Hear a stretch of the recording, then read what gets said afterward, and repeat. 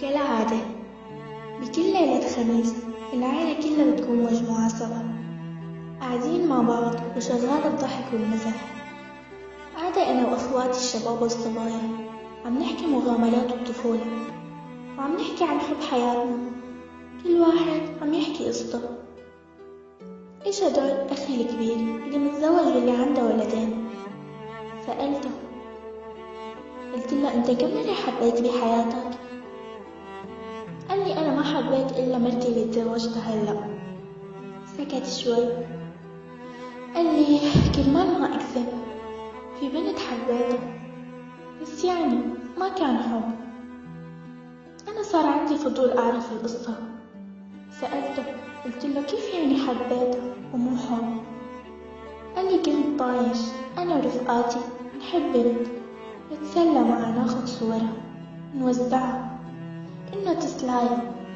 بس عن جد أنا أمنيتي إنه تكون هالبنت سامحتني، لأنه لهلأ ما بنسى شكلها لما شفتها آخر مرة. قديش كانت تعبانة وعم تبكي وتقلي الله يسامحك.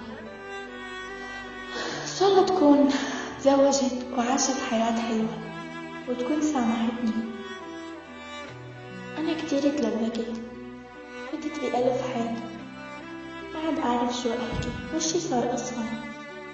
كل إخواتي انتبهوا علي يسألوني شبك، إيش هيك أصفر وشك؟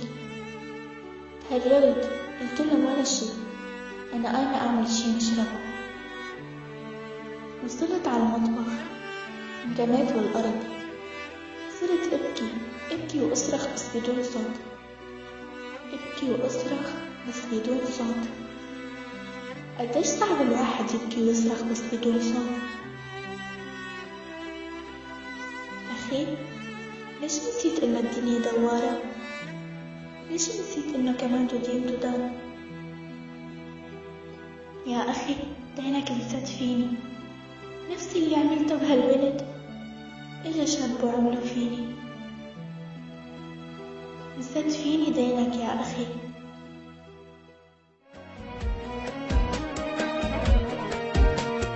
وجعت قلبي بس الوجع يخف مش بإيديك، هيعيش في قلبي لأ ده الوجع هيلف يرجع ليك. وجعت قلبي بس الوجع يخف مش بإيديك، هيعيش في قلبي لأ ده الوجع يلف يرجع ليك. الوجع عمره ما بيعيش بالسنين، وقت الوجع ما يزيدش أكتر من يومين، وكل يوم بيقل حب عن اللي قبله، ومش هقابلك تاني يعني مش هقابله. هينسى قلبي ودور الدموع هيلف يجي عليك.